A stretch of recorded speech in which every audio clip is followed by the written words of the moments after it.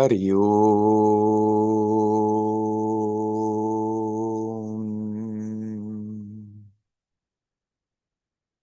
Hari Om.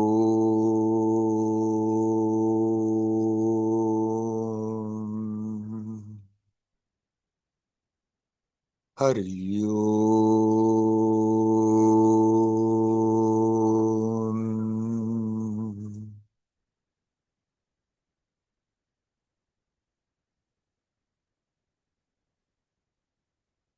Hello, my friends.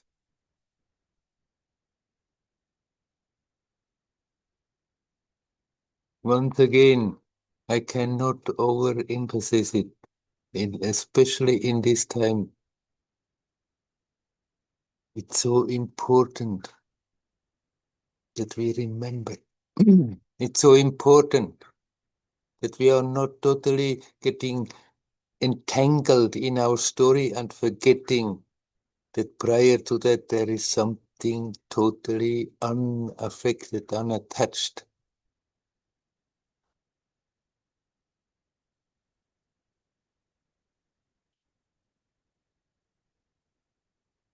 Let's not spend our time in forgetfulness.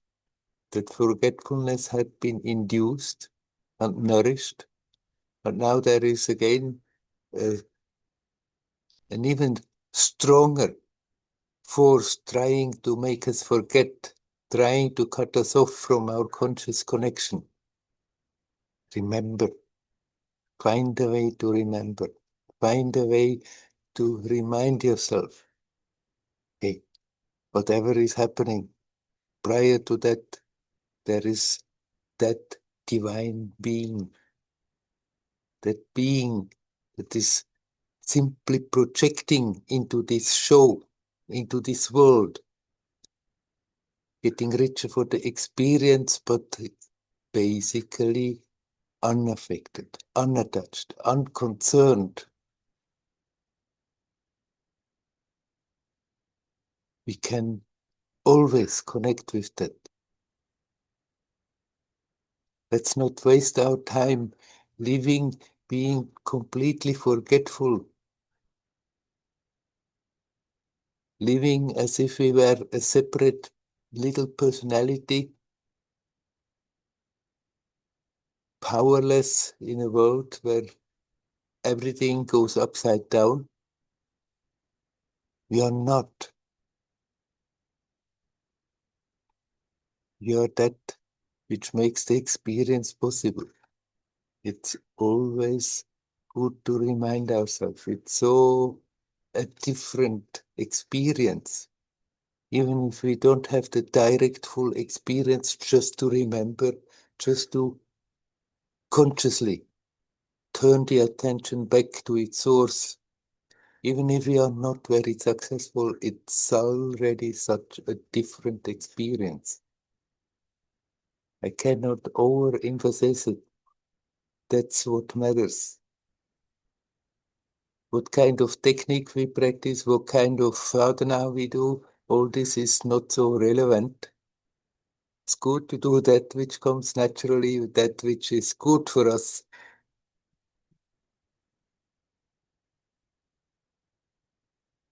But what is simply needed for everybody, no matter what practice, no matter what technique, no matter whether sadhana or not sadhana, is to remember, I can connect, I can let go, here, now. The external manifestation, of course, needs attention. But what is really needed is most of the time very little time, and even there we can keep up that remembrance. Okay, this is up on the program. We go for it, but I need not lose my conscious contact.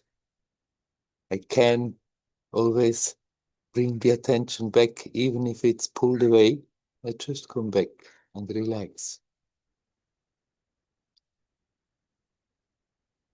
It's such a different way how to experience this human life.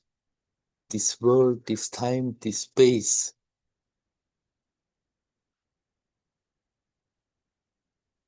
If we totally identify with that role that we are playing, with that little me personality, then there are all these concerns. And once they grip us, they don't want to let go, worrying about what is going to happen, looking back what has happened. One of the big enemies for most of the people is self-pity.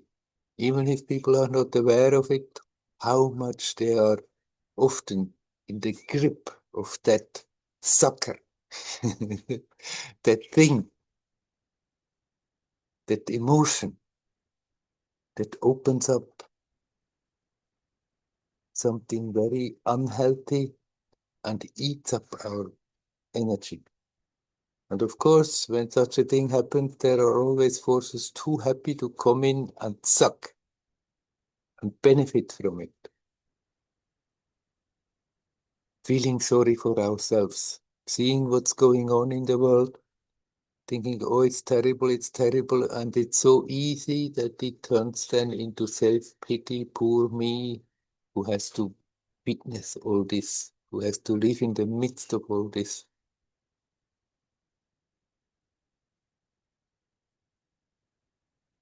It's good to be alert, to see where self-pity is lifting up the head and wants to install itself, and then simply not let it do so. See the emotion coming, see what it is doing, and if we really observe that there naturally one feels like withdrawing, not to stay in it.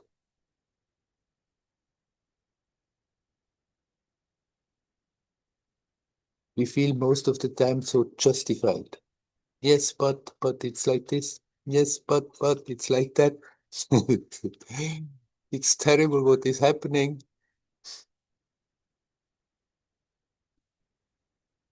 Often it is terrible on its own relative level,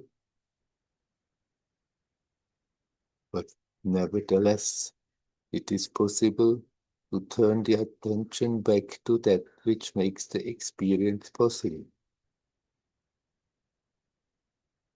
Incidentally, that's a great blessing for this relative empirical level. For those who do so, they're radiating something beautiful.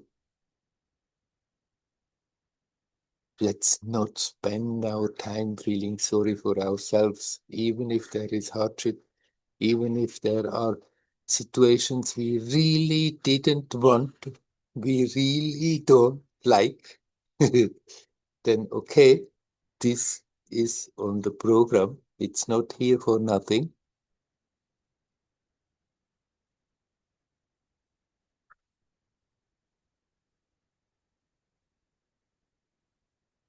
You can say, my higher self asked for it in order to learn, in order to have the confrontation, in order to grow and outgrow that level, where you can say, it's God's will, and it's not for nothing that this comes along my way.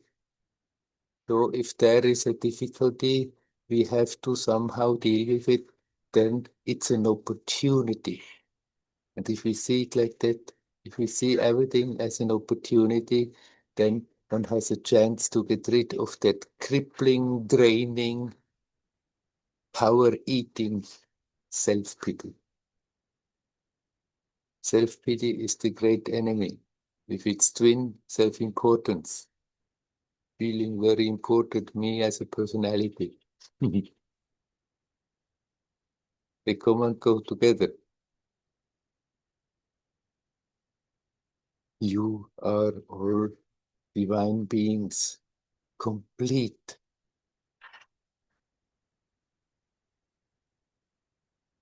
You are connected with that all oneness, that one divinity. There cannot be any suffering in that. It just projects an aspect into this time-space. And here there is pain, there is pleasure, there is beauty, there is ugliness.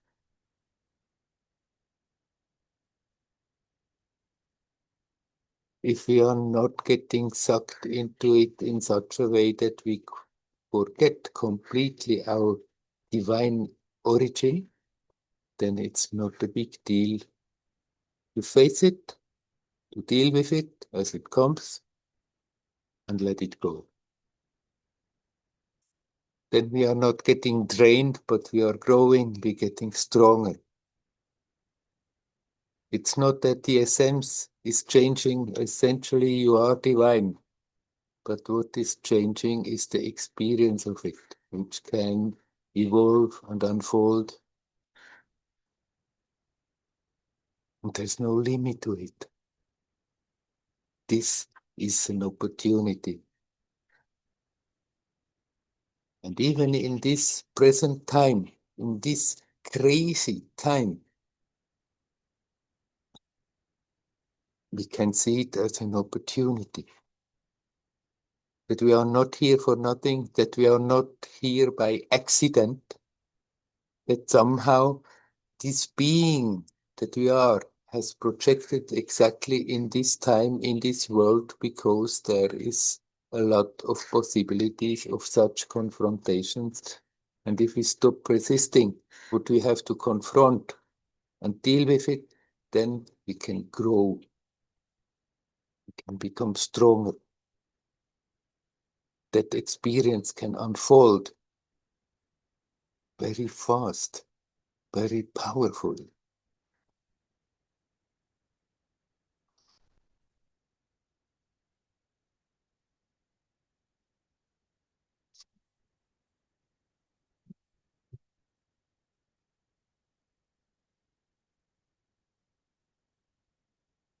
If we remember and connect and then become aware, oh, I spent so much time again not being really conscious, then never mind. It's already the past. It's no need to dwell on it and feel bad about it and maybe slip because of that again into self-pity. I'm no good.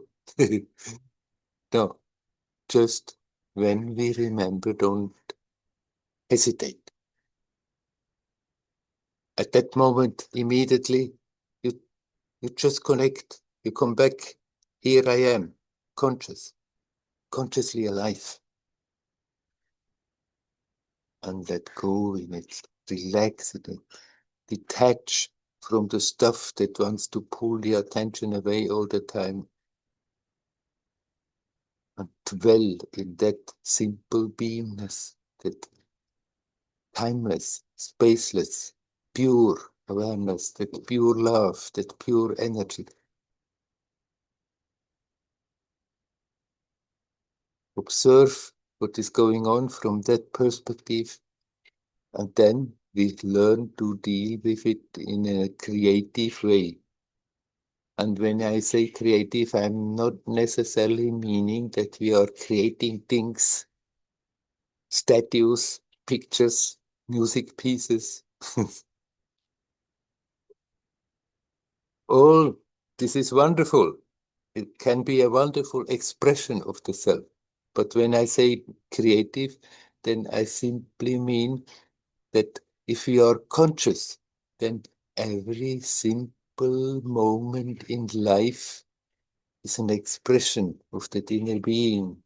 It's glowing, it's radiating, it's doing something for the one who is experiencing, and it's doing something for the rest of the manifestation. It's going in the collective consciousness, and there it already brings a little change, a little bit easier for others also to connect.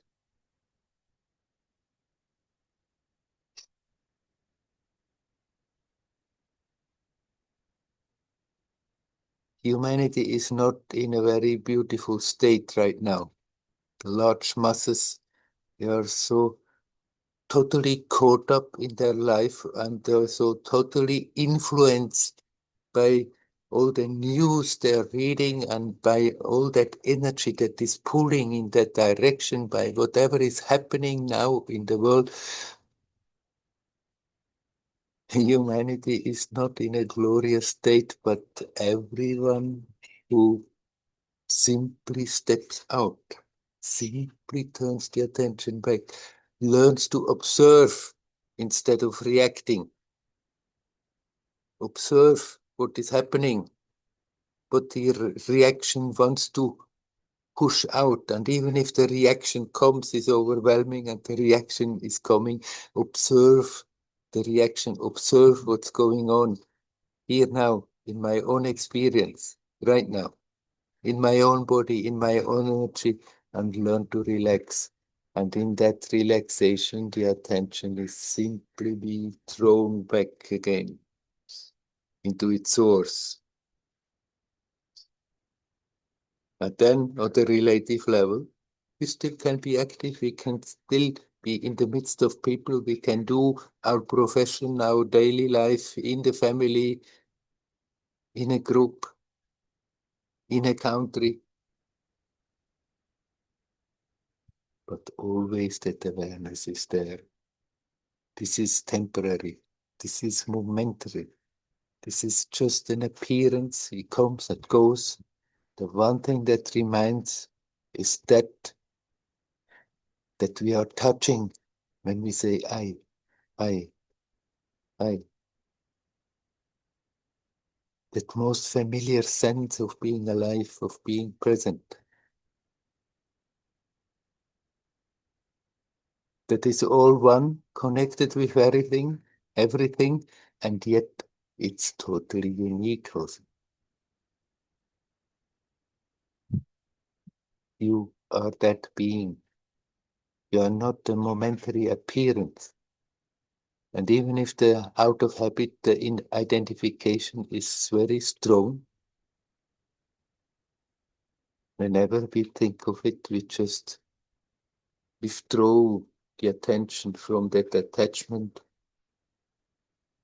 Just for that moment, we don't get sucked into the story in such a way that we completely forget, but there we connect and relax. And from that state, still we can be active. Actually, our actions become much more powerful. That's why I say it's becoming creative, because some of that inner essence, that inner creativity is expressing itself, flowing out.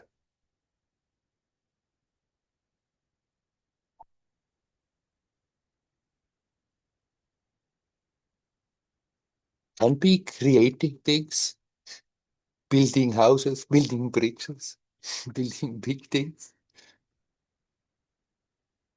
doing artwork. It's all wonderful to do so, but if we are in conscious touch with that, then every little act from day to day is being creative. The simple household tasks, the routine that is happening in many lives, in many stories. There is the daily routine, and once it's ingrained, then it's like the routine is just going on without being very conscious.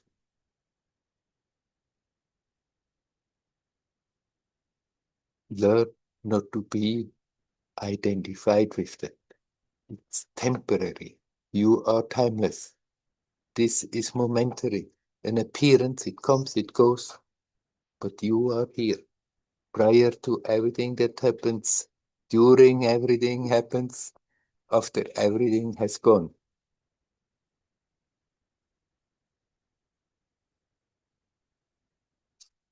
If you are not identifying, you are free of self-pity. Because even when things are not to our liking, there is the possibility of connecting consciously and relaxing. And here we are fine.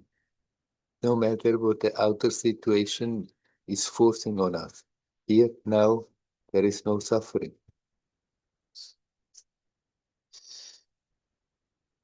Let's live consciously, alert, at the same time, playfully, joyously, and relaxed, ever increasing the capacity to let go, to relax.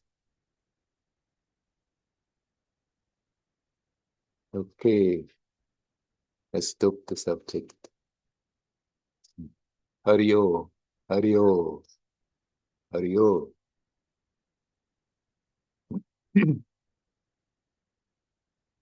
And I'm asking you, my friends, as usual, is there anyone who would like to come in? You're welcome.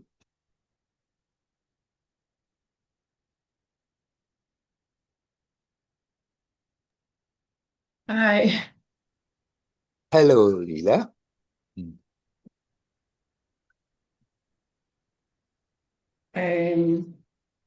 Thank you. I haven't been here for a while, or A few yeah, times. I had that. Yeah. No, no, I'm saying it because I had some other plans and so, but I'm so happy to be back Hmm. and specifically to listen to what you've been saying. And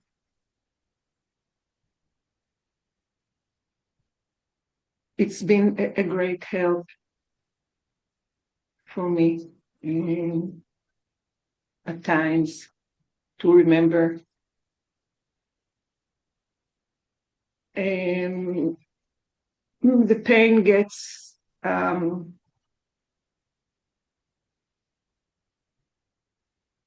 yeah, the pain gets very painful, and and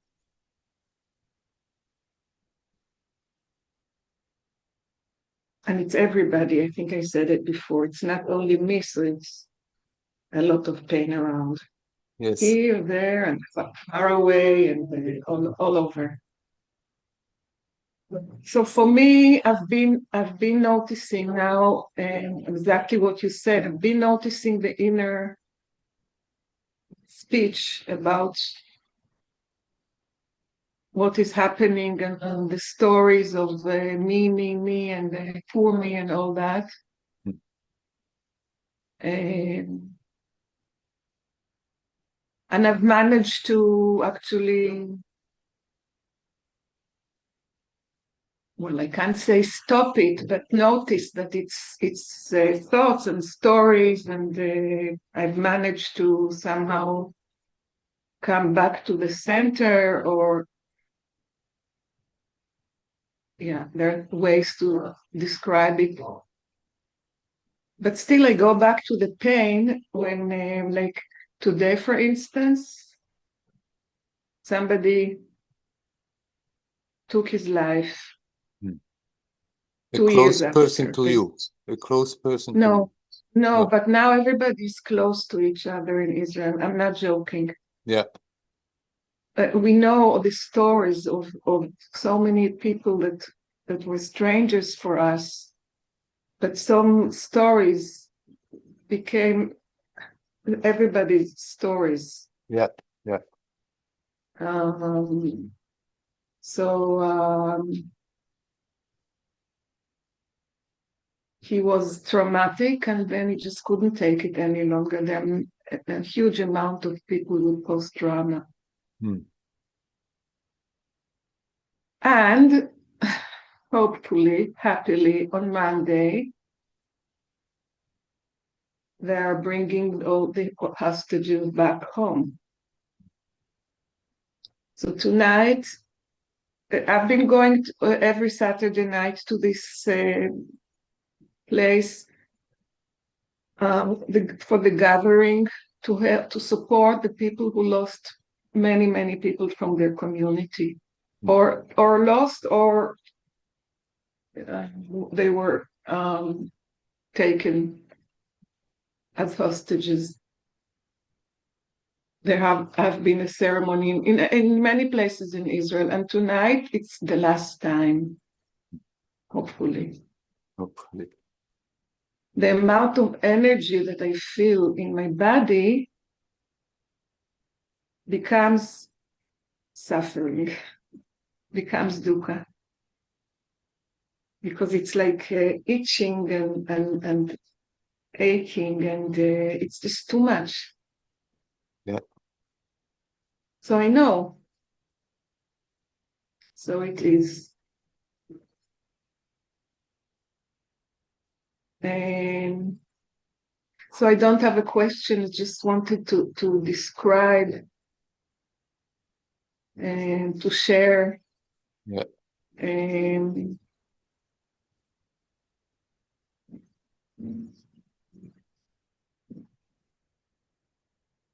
there's supposed to be a ceasefire now, but I can still hear the helicopter Hmm. now. You can hear it too, probably.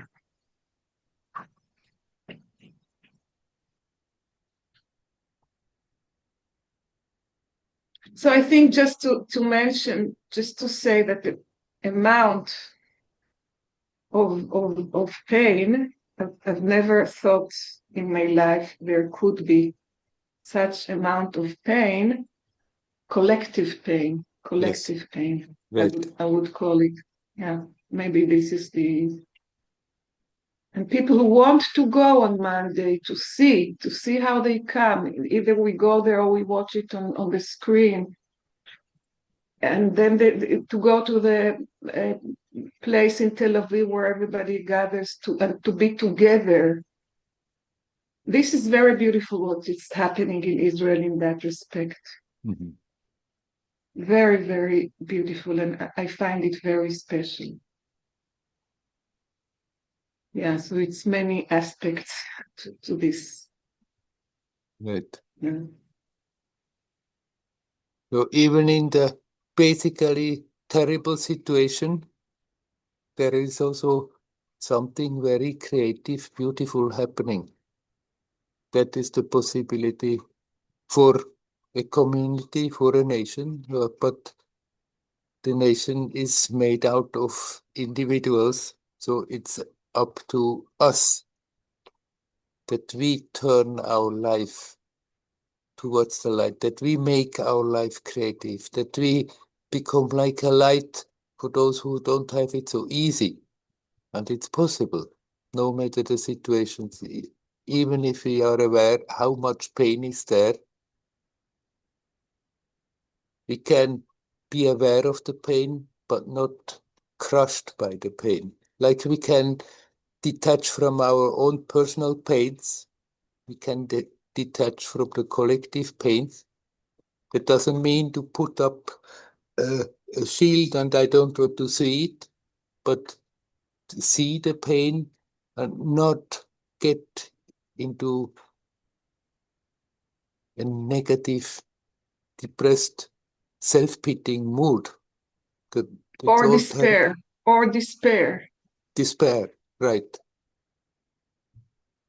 But that we can accept, okay, this is an intense situation, but I can also use it as an opportunity and use that intensity to go that much deeper into my own resources. And then actually we can benefit from intense situations, from strained situation instead of resisting and then consequently suffering.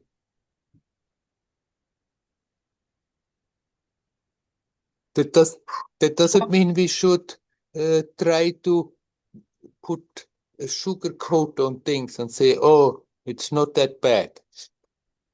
We Yeah. can really see bad things as bad, but not be pulled into the darkness because of that. But make it an encouragement to go that much stronger towards that lightful, divine essence. What I'm noticing is that like I've been practicing, thanks God, for all these years, I guess it supports me. I'm sure it supports me, all Yeah. the practice. But what I've noticed is that many people are functioning in that way. They're moving on, they're doing their things, and they admit that it's a terrible time and that they also suffer Mhm. emotional pain and or experience, I would say. Mhm. It's for me, it's great to see that somehow maybe it's a natural, maybe it's a natural talent, a natural thing for people to do in terrible. Well, I know in the Holocaust, I know stories. So I'm happy to see that it's natural, yeah, talent, or Mm. I'm not sure about the word, but for people to grow as you describe through such crises and to be more open and more warm. And somehow everybody's, I feel, I live in this small settlement and we are open to each other. There is this different energy, even though the energy is also painful and hard sometimes. Yeah. Yeah. It should be natural.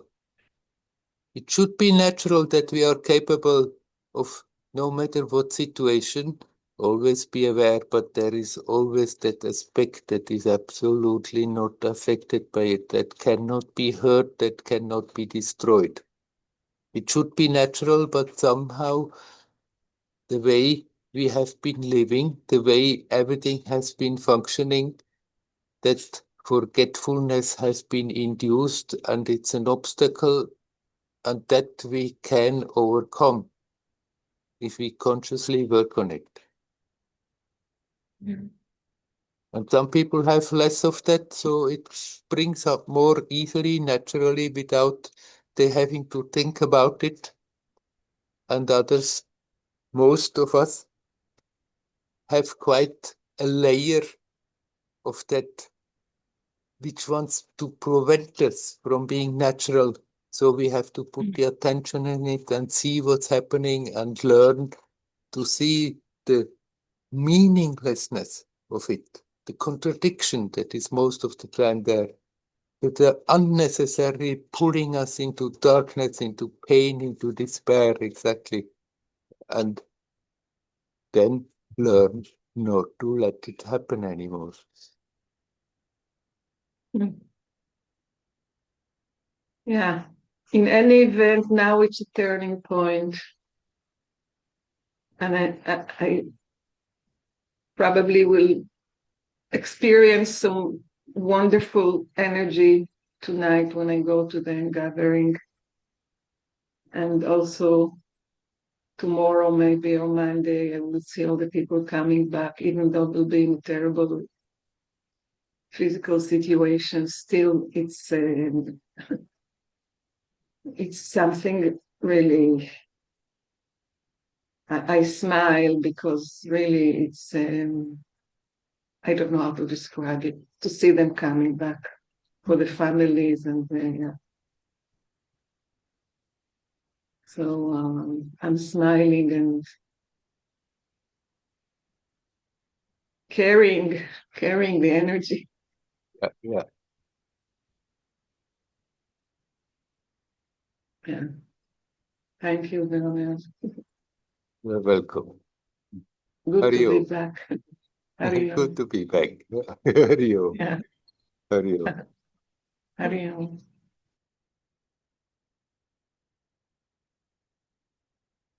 Hello? Yosh, you want to come in? Oh, hi. No, I just logged on, but and my camera was on, but I'll take Ah, the opportunity to say hi. hello. You're How are here you back in doing? Tiruvannamalai, aren't you? I am, yeah, I am. Yeah, but right now you didn't want to say something. Um, no, well, I don't have anything in particular. Oh, yeah. I just called Just you to say. because your camera was on. Oh yeah. No, that's Yeah. okay. Okay, I wish you well here. Okay. Thank you, same to you. Hurry. Is there anyone who would like to come in? Intentionally.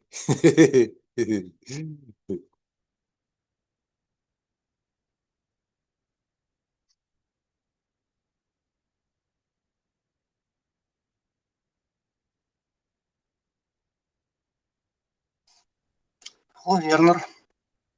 Hello, Dayal. Last time, 1 week ago, I was asking you about observing respiration, Yes. and I asked how you do this usually. And you tell that you watching the respiration in the nose area, and then you feel the energy inside of the body. Is that correct? I understood? I had different ways to go about it and played a bit with it. For example, feeling it in the nose. Many times I was rather putting the attention in the throat and hearing also the sound of the air going in and going out. But yes, the intention was always not simply stay with that fact that air goes in and air goes out, but become more and more aware that while breathing, there we are doing much more than just breathing in air and breathing out air. That it's an energetic manifestation, an expression of ourselves. Because of that, it's perfectly valid a way to focus on that, to bring the attention back home to the self. Yes. And I want to ask you, do you try to keep your attention in the nose area, or you let your attention be in the body during when you observe respiration? Mhm. When you feel the energy in the body? That's what I mean.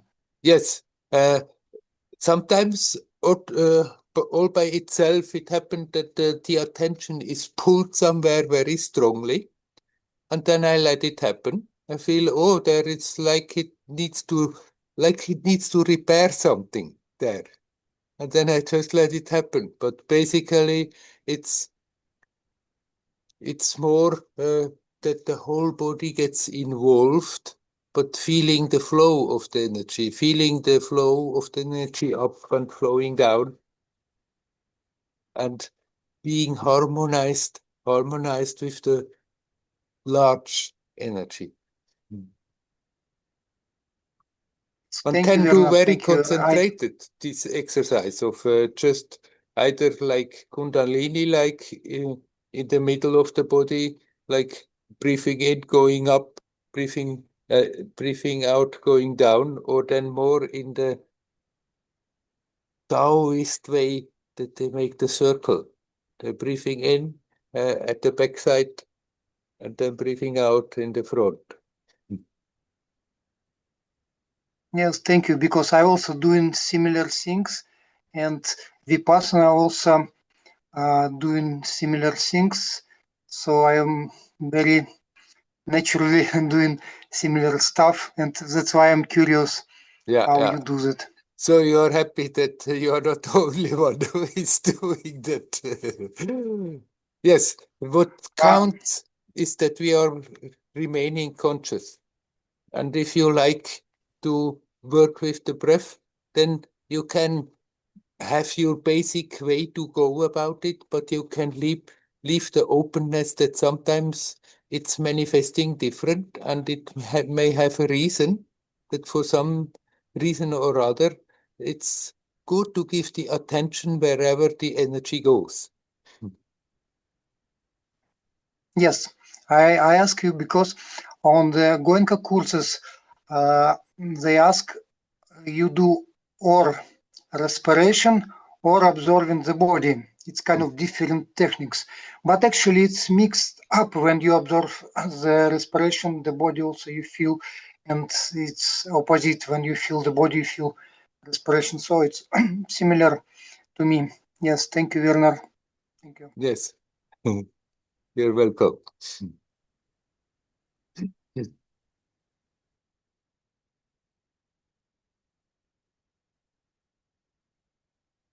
there anybody else who would like to come in?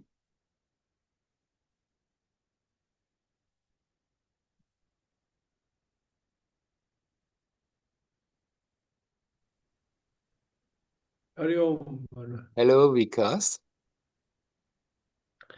Werner, just few days back, a senior of mine, uh, so he has put his name as atheist. Like on WhatsApp, you can see his name as atheist, and then he had put his status that everything on this earth is biological and scientific. There is no God. Mhm. So I sent him a message. I didn't know that he is my senior, but so I just sent him a message that, sir, uh, maybe this is not correct. So then he told me that he knew my number. Then he told me this is me, and why do you say that? Then I told him there are so many Shankaracharyas, such great saints who were born, and still there are so many divine and magical things which happen. And so if you are open, if you feel it, then you will understand that it is not everything is not logical, everything is not biological. But I tried to explain, but he gave me a lot of theoretical books, and he told me that you have been into too much of religious books. You should read some scientific books, and you should change your thinking. Yeah, So how should we deal with such people? I told him, sir, you should leave me with my idols. I'm fine. yeah. Well, you let them have their ideas and you have your ideas. You didn't know who it is and you made a comment like online. Yes, yes, yes, Yes.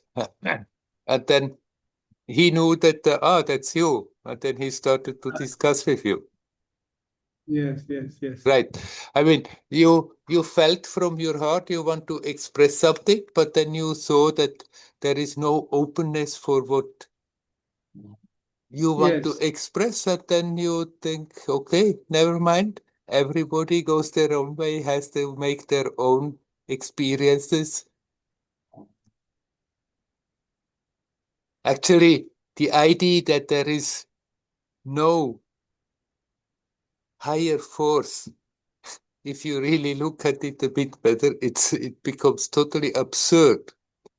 The great Einstein scientist, he more and more, he became totally convinced. And he expressed it in so many ways that it's obviously uh, we can just uh, know more and more about the manifestation, about the expression, but the more we dive into it sincerely, we become aware, there is something prior that is running this show. It's not that there is some uh, just like consciousness as a fluke of nature, as a side product of the biology, but that there is a consciousness in which all this is happening.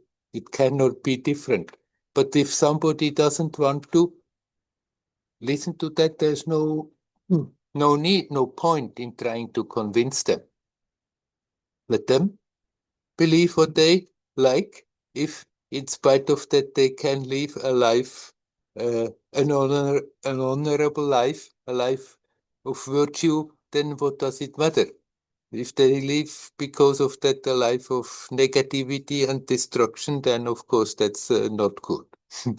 And they should be maybe redirected. But it doesn't really matter too much what we believe.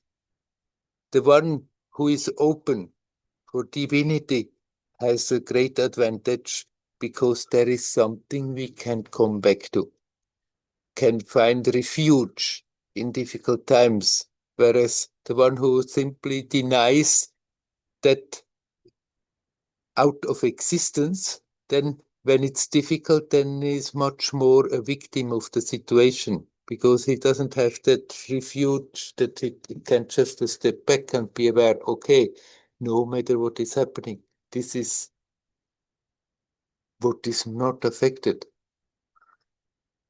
If we close the door, then we cannot enter that refuge. And if somebody wants to insist that it is all a mechanical, logical, scientific manifestation only, then they have to leave their experiences and learn by trial, in a scientific way, by trial and error, in a slow, painful way. We don't have to live like this, but we don't have to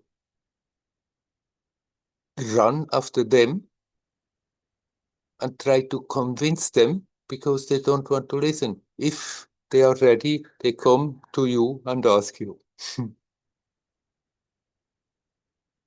You have fully the right if you feel like, if you read something like this, if you feel like to give an answer to a comment online, but you don't need to feel that it's my duty to do so. If spontaneously you feel like, and if there after that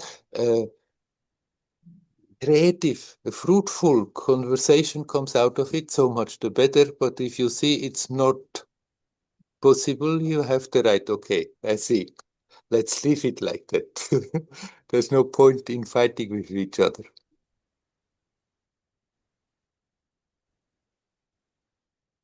And are you going to read now all the scientific books? My no, I told him, sir, you should leave me with my idols. I'm fine. And he had a lot of ideas which is generally put put on us by the West. He said that our we don't respect women. Women are not allowed to pray in temples. And I told him, sir, what are you saying? You should visit Amma once. You should understand. I have just finished my 10 days of Durga Upasana, and why do you say that we don't respect women? But he finally said that we had a very fruitful discussion. But he said you should read books. You have just lost everything, and you are not any more scientific. So I left him. So that Yeah, is it. yeah. If by chance you would be curious, if you want to, nothing wrong in reading scientific books and have that angle. But you don't have to force yourself simply because somebody says if you don't read those books, then you are one-sided and you need that in order order to have a proper perspective. If you're not interested, then leave them by your side. You don't have to waste your time. If you are interested, you can read and pick out even from scientists and their conclusions. One here and there, we can pick out something useful, something inspiring, and the rest of the stuff that you don't feel it's helpful, you can just drop it. But yes, do as you do as you feel like with such things, and not if somebody puts ideas in the head that after that you think I must, I should. It's my duty. Your duty is to be here now, connected with divinity as good as you can. Right. Most of my life I have been reading science, physics, Einstein, relativity, everything. And I had this question that why would Krishna say to Arjun that I am the God, I am the all powerful, I am everything, so you should pray to me. So I used to think that no, this is not God, and therefore I left reading Gita. But now, after such a long time, I have realized that he was just trying to show his actual form. And that point of time, he was not Krishna himself, but he was showing his great manifestation. So now I have got my answer. So slowly and slowly, I think I have got a lot of answers to my Yes, questions. So it is that just by Krishna who says, I am the God, I am the origin of everything, I am that which makes everything possible, that Krishna is your own self. You are that Krishna. So you have to read the Bhagavad Gita not simply as an Arjuna who is learning from Krishna, but you have to learn to read the Bhagavad Gita as Krishna. And all the statements that Krishna makes about himself are true for you. Okay. I'll try to read it.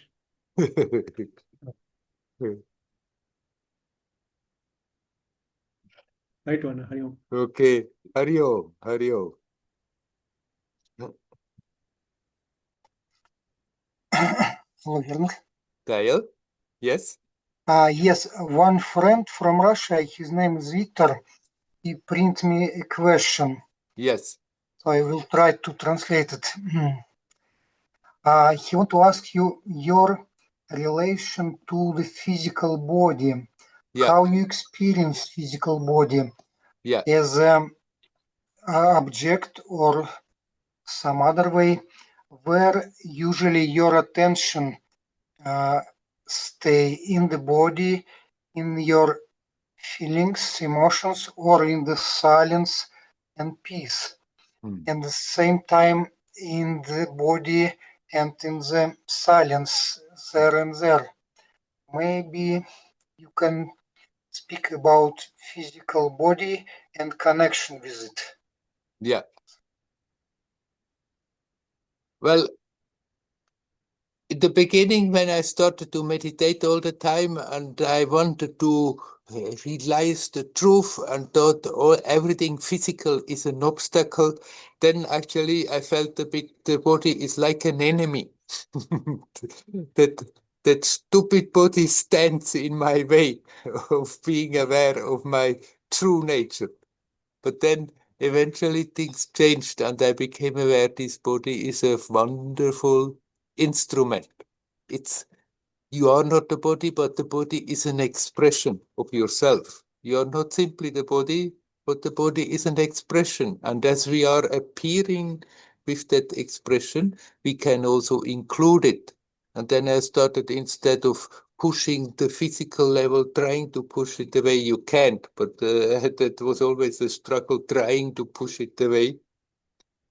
Learn to completely include it. It's part of the experience. And then the physicality of it has more and more disappeared. The body doesn't feel any more like a body, but more like a ball of harmonious functioning energy. So there is not more the question of how to deal with the physical aspect of it because it doesn't feel physical anymore. When I hit myself and it pains, then the old physical feeling comes momentarily back. But otherwise, it's not something apart from me and my experience. It's just on a level, an expression, but also as long as the mind was struggling with itself. For years, I thought I'm fighting my mind, I'm fighting with my mind. Then also energetically, it was like a power struggle in the body, the energy pulling up and energy pulling down, and always like a war zone inside the body. And that has disappeared. There is just a harmonious functioning ball of energy. And that's how I'm experiencing the body. Yes, Werner, thank you. I think Victor now listening translation of your answer, and I will ask. Виктор, у тебя есть какие-то еще дополнения, вопросы к этому?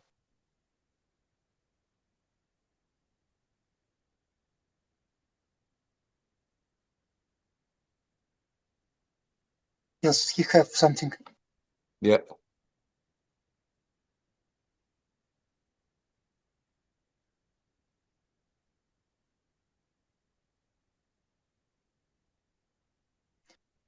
He understand that your attention same time in the body and in the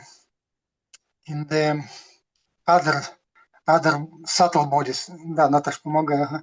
В медитации, in the meditation. Да. So he understands your attention in the body and same time in the meditation in the subtle bodies. Is it correct? Yes, and but the subtle bodies are also a ball of energy. It's a ball of energy with grosser and subtler aspects. And simultaneously, there is something that is prior to that.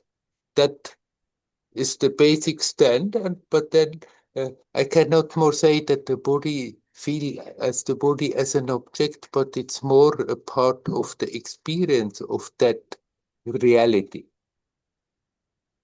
And there it includes the physical aspect and the subtler aspects.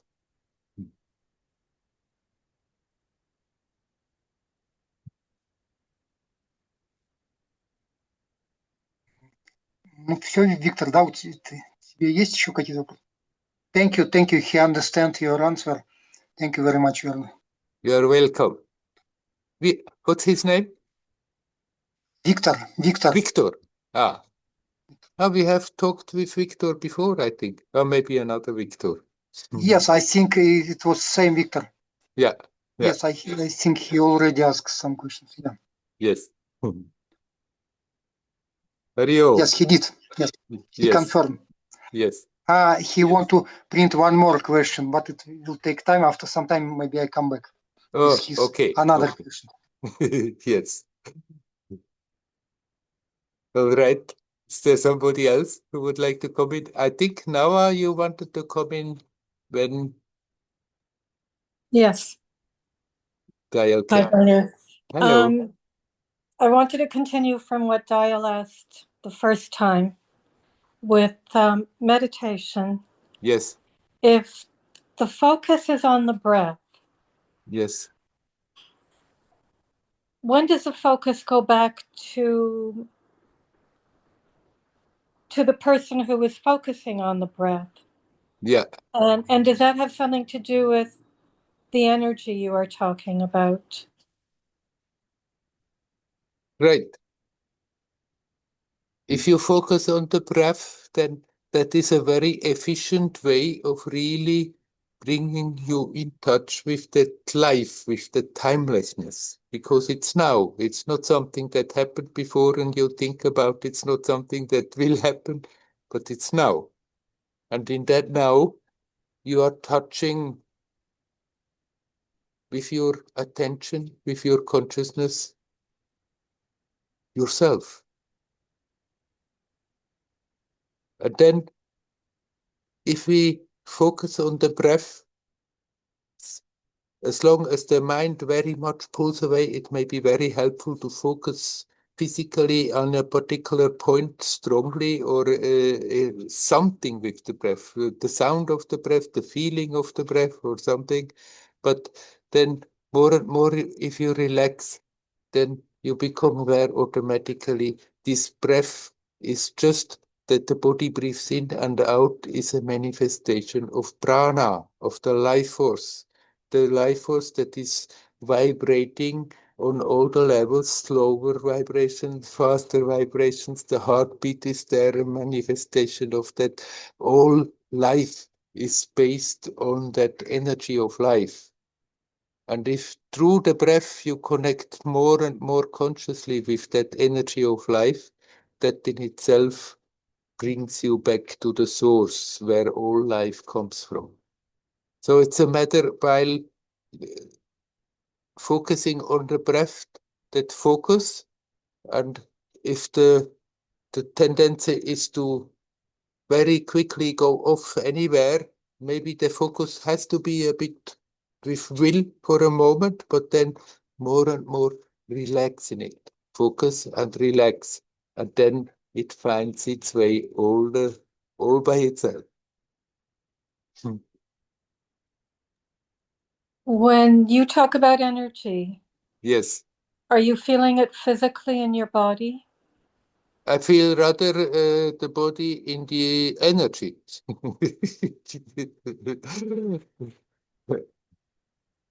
Can you say more?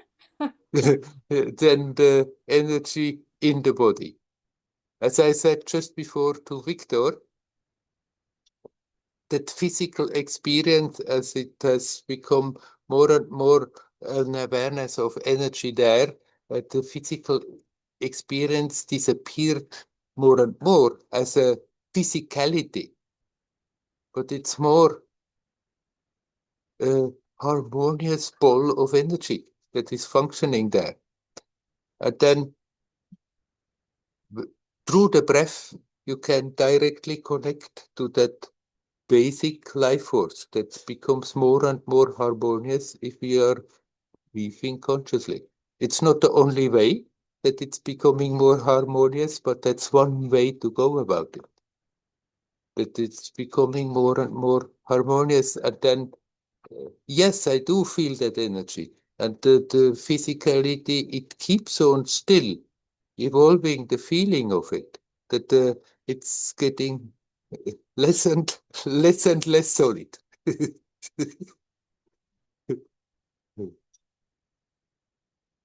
Still, if I cut my finger, then it's bleeding. That is still happening.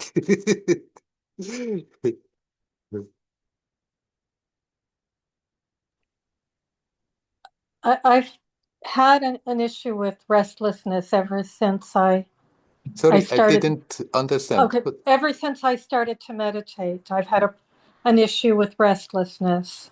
Yes. And sometimes it seems like a very fine line. It's not as much of a problem anymore. It seems like a very fine line between feeling restless and just feeling a flow of energy.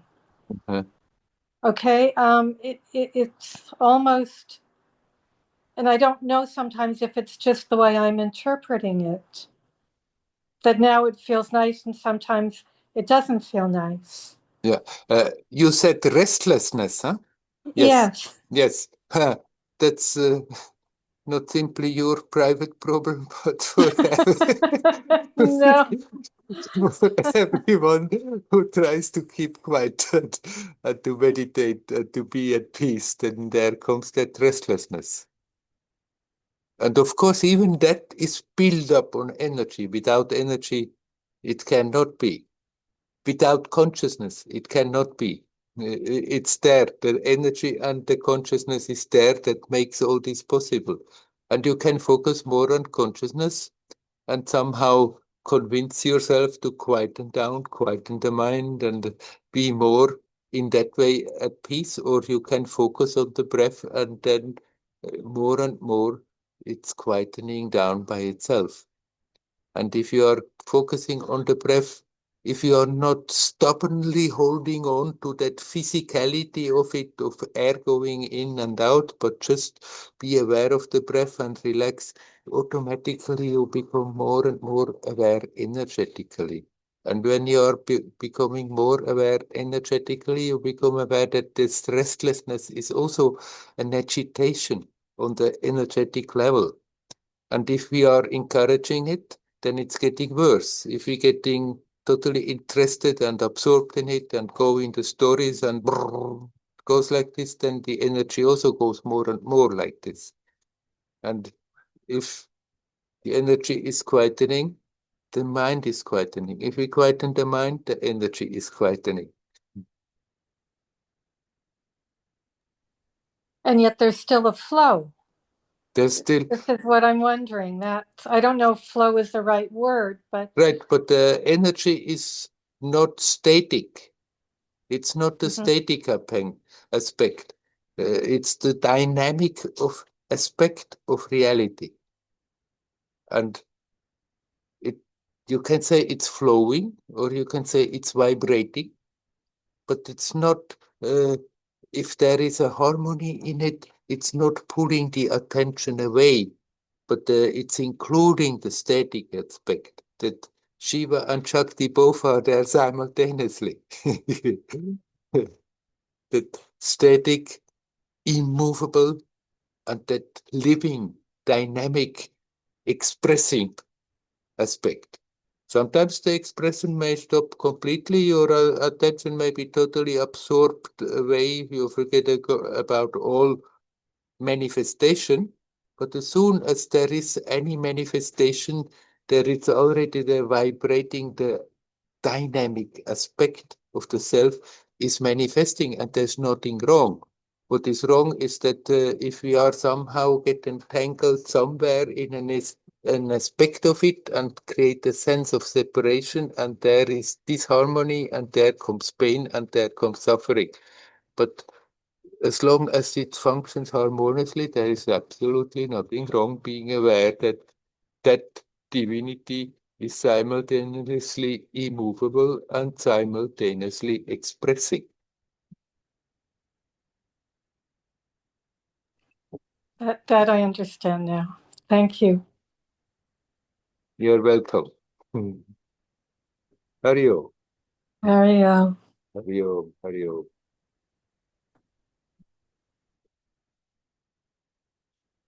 Okay, here comes Andreas. Hello. When you say that you perceive more energy when you meditate, and is there a point where it changes from the experiencing your body or the physicality of it to the energy, or is this just a gradual process? It's a gradual process. It can happen that when we struggle in the mind, and most of the time it's not so harmonious, that sometimes then in meditation it's getting harmonious, and there you may suddenly feel like a shift of your experience, that you somehow shifted out of the physical experience in a consciousness experience or energy experience. They are the same.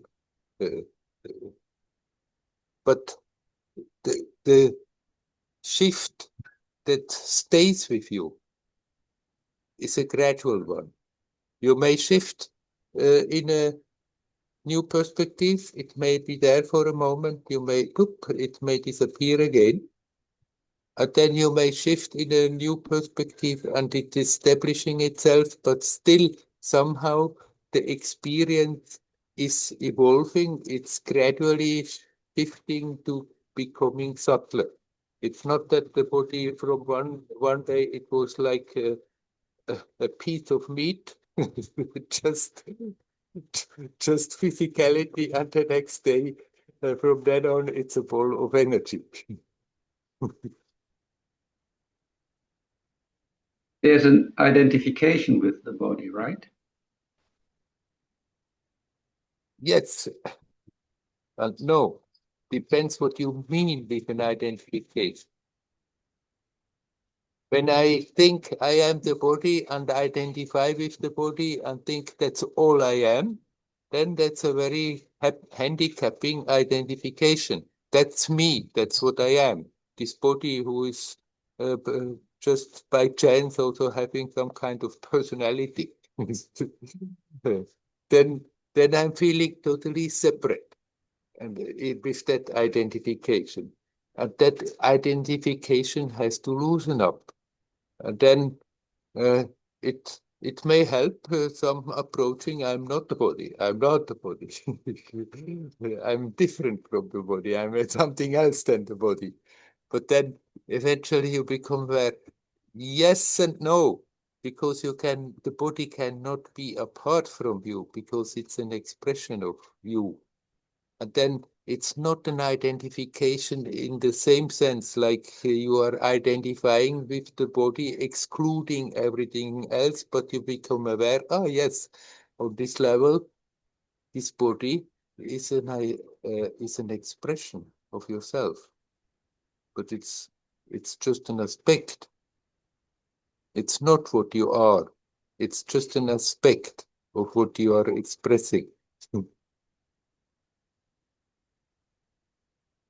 In meditation, you experience the actual expression of the body, right? Well, depends where your meditation is at. But it may happen in meditation that suddenly somehow your experience shifts and then you are not at war with your body. You don't feel the body anymore as a body. You're not more busy with all the different parts of the body, because somehow that aspect has disappeared. It's an experience, and then it may disappear again, that experience. And eventually you may shift into a state that this doesn't completely disappear. And from there, the physicality gets subtler and subtler. It's then not from one day to another that it's completely out, but it's more that over the time, gradually, the body feels less and less like a body.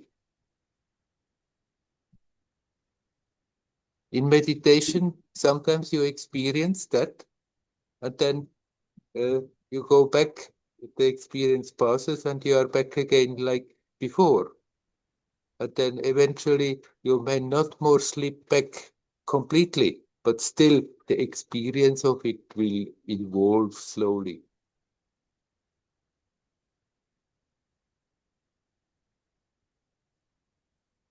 And is this happening through, like, you put your concentration or focus on these things?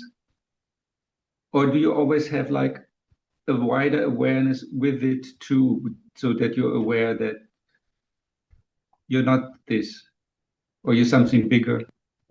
You can put your attention on this level to speed up the process a bit, or you can just not care about it at all and just be connected here now, timeless, with yourself.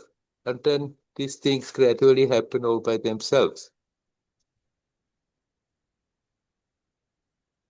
What did you mean by this level? Did you mean the wider level or I meant now this physical level. Okay. Yeah. So you can go through the physical level, through the wideness? Whether I can do what with the physical level?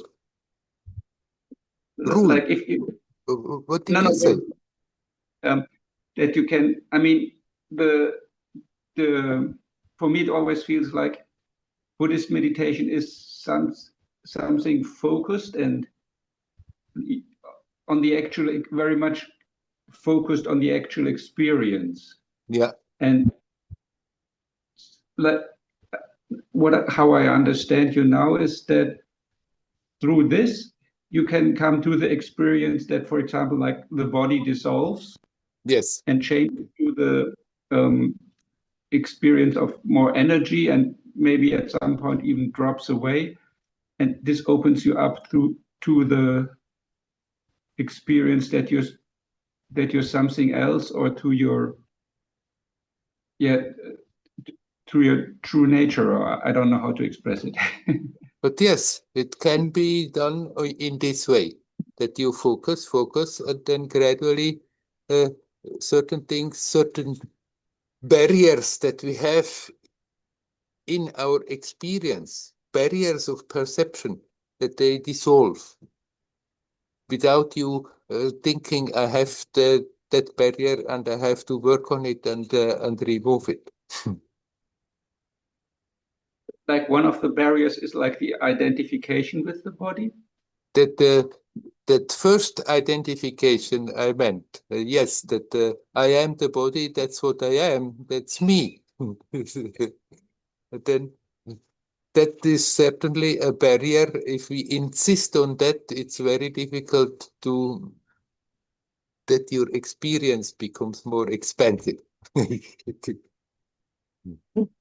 Yeah, I think that's one of the difficulties with what Vikas mentioned, that people who are very science orientated and materialistic, they just don't experience anything else.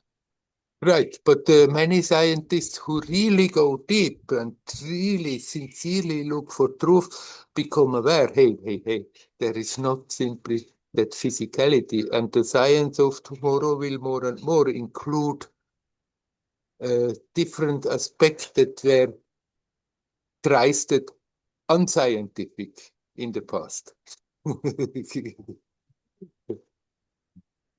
Does it make sense if you give more examples of these barriers that you have in the perception?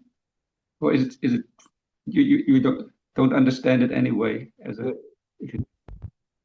They are also not exactly the same in everybody because they have been formed, they are there partly natural, but then they have very much been formed by our mental makeup, by our mental barriers, by our mental patterns that we have. These barriers are different a bit from one to another, and we don't have to look for those barriers. Where are they? Can I undo them? Simply we connect with that which is true as good as we can, and then gradually they dissolve. If you become aware of a particular barrier, how it's functioning, then if you feel like you can put your attention on it to help to dissolve it faster, speedier. But then this is a very individual story. This is as the experience is different, as what you're dealing with is different, and how you're going about it, that's something one finds out on the way by itself, by oneself.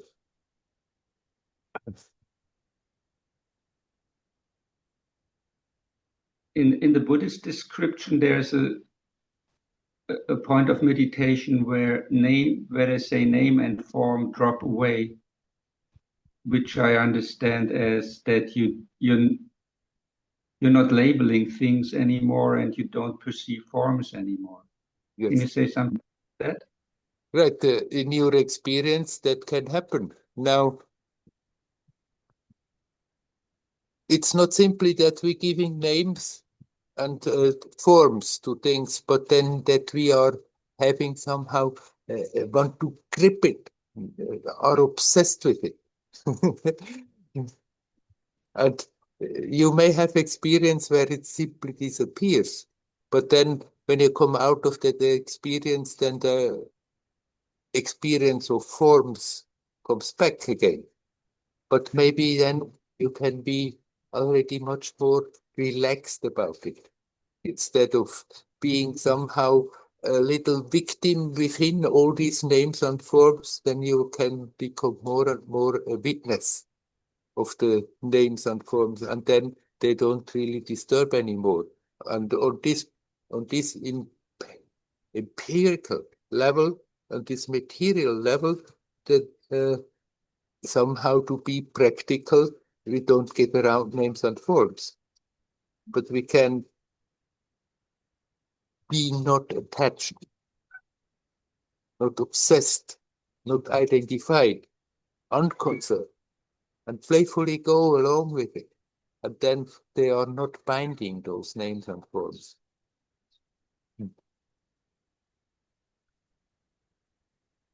Yeah, at the moment I'm out of questions. Oh, good. That we leave it at that. Okay. Oh, there comes Tayo already. He comes with the next question of Victor, I guess. Yes, Tayo? Yes. Victor, want to ask another question. How Yes. do you advise to work with the patterns which are recorded in the unconsciousness mind and Yeah. in the body, and Yes. they are activated reactively? For example, when someone raises their voice during the current conversation, my body shrinking, getting smaller, I'm frozen, and I'm disconnected from my thoughts. I feel the fear and perfect feeling of guilty arises in my mind. Guilty. My consciousness, guilt, yes, guilt. Yeah. Just a minute. And my consciousness went out somewhere. I just stop inside myself. I'm frozen and I'm unable continue talk with conversation. How to stop such reactive actions? Yeah. maybe it is not, if the pattern is very strong, it may not be possible to immediately in such a situation to work on it, to let go of it. Simply because the habit is too strong. So what I can recommend is that when such a thing has happened, after that, when you are alone, you sit quietly by yourself, you bring up the situation, you remember the situation, you remember the feeling, you remember your reactions, and they have the tendency to come up to some extent. And there, you don't get into the story again, identifying with me, this happened to me, but as good as you can, you let it come up, let all the feelings come up, let all the reactions come up, but at the same time, observe what is happening in the body, observe what is happening energetically, and relax. Relax as good as you can. And when the memory comes back of the situation, you do it again. Sometimes you can consciously sit down and invoke the memory, call it back, because you want to work with it. Or sometimes it just comes, and then don't fight with it. If the external circumstances allow it, then invite it, let it come up, let the feelings come up, let the shame come up, let the guilt come up, let all the feelings come up that are connected, but observe. Don't get sucked in the story as a victim of the story, but observe. Observe what it is doing to your expressions, to your body, to your energy, to your thought, what it is doing to your thoughts, to your emotions. Observe, see what it is doing, and relax. And in that relaxation, the old pattern is getting weaker. When we have these kind of patterns, we have them, they become strong because we have repeated certain ways of acting and reacting again and again, and unconsciously made a tendency stronger. And if we accept the tendency is there and invoke it and watch it, instead of being a victim of it, watch it, observe what it is doing right now when I'm observing, not getting sucked into the past, into the story. Let the memory come, but here now, and see what it is doing to your experience right now, and then learn to relax in it. And if we do that, the old patterns that are very strong, they are slowly getting weaker. And we may catch ourselves earlier and earlier. And if you continue doing so, eventually in the moment when it happens, when previous it was capable, it had the power to make you freeze. You remember how to deal with it. You just relax and it doesn't work anymore. That freezing, that being stopped, that feeling guilty, that feeling ashamed, and all that, that eventually you, if you treat it like this outside of the actual situations, then you can get closer and closer to actual situations. And eventually in the situation also, it has lost its power.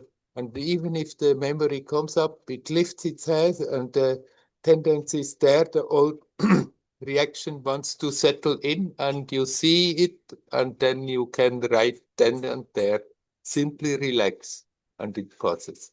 It doesn't influence you anymore.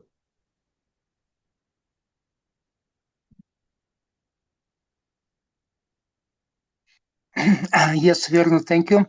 I will ask Victor if he want to add. Виктор, ну, ты хочешь что-то добавить, как бы, или как бы уже very shortly?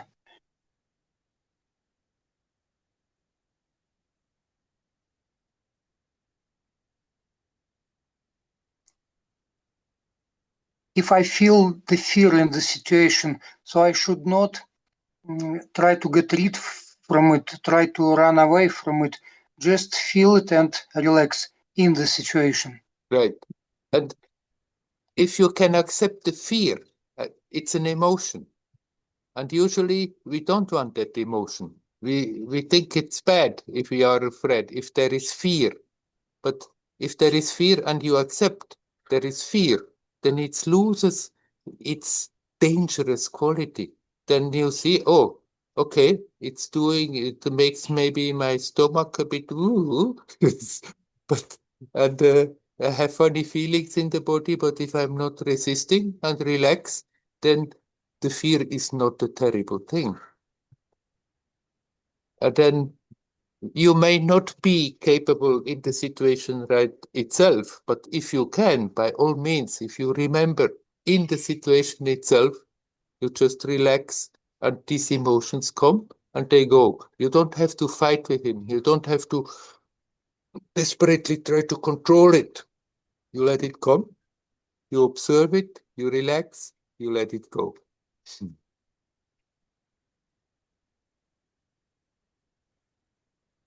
Thank you, Werner. Thank you. All right. Yes, he is very grateful to you. He understands your answer. Thank you. Hari Om. Hari Om. I wish him well. Hari Желаю Om. тебе, Виктор, успеха. I started out today saying, let's not waste our time forgetting. Of course, we forget, but then we can renew that intent to remember. This is really the gist of what is necessary to remember, to connect. And then all these questions about the pattern, how to deal with it, if we remember, if we connect, then they become resolved by themselves, because there we learn directly in the experience if that remembrance is there. If we can remember, if we can direct the attention to the source, to that divinity, then all that we are holding on to that creates problems gradually simply dissolves. In this world, there will still be these harmonious situations. As long as the world functions as it functions, we still have to confront these harmonious situations. But more and more we can learn that in the midst of the situations, we can connect with that aspect that is not affected, and then they affect less and less. I wish you all well. Hari Om, Hari Om, Hari Om.